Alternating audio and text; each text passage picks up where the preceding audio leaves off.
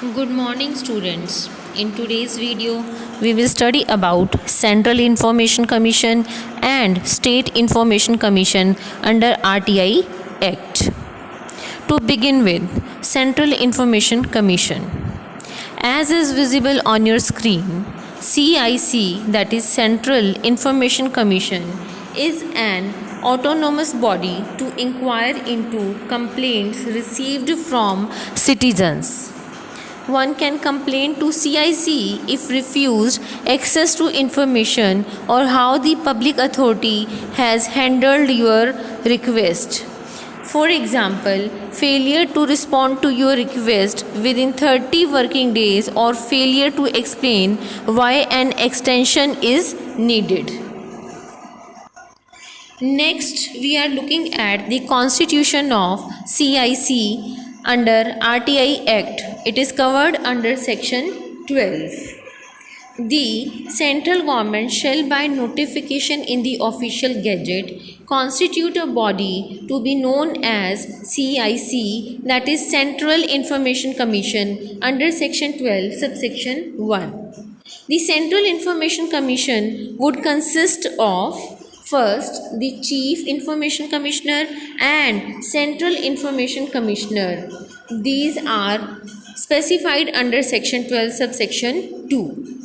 The Chief Information Commissioner and the Information Commissioner shall be appointed by the President on the recommendation of a committee consisting of Prime Minister, who shall be the chairperson of the committee, the leader of the opposition in the Lok Sabha, and a Union Cabinet Minister to be nominated by the Prime Minister. Under section 12 subsection 3. The Chief Information Commissioner under section 13 subsection 1 and Central Information Commissioner under section 13 subsection 2 will hold the office for 5 years. Next, Constitution of State Information Commission under RTI Act. This is covered under section 15.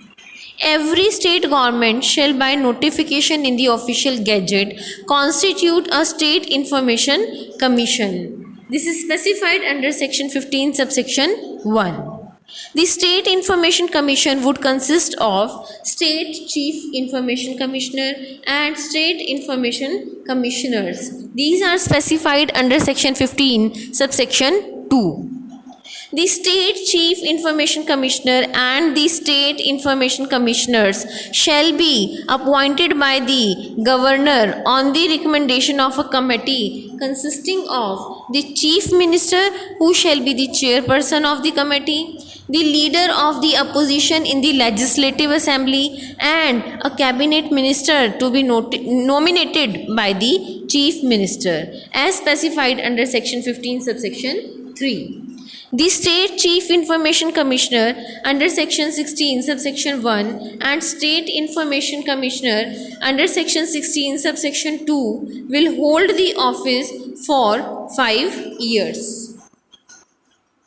Next, we have powers and functions of the Information Commissions under the RTI Act. It is covered under section 18. Subject to the provisions of this Act, it shall be the duty of the Central Information Commission or State Information Commission, as the case may be, to receive and inquire into a complaint from any person, as specified under section 18 subsection 1. According to section 18 subsection 2, where the CIC or SIC, as the case may be, is satisfied that there are reasonable grounds to inquire into the matter, it may initiate an inquiry in respect thereof.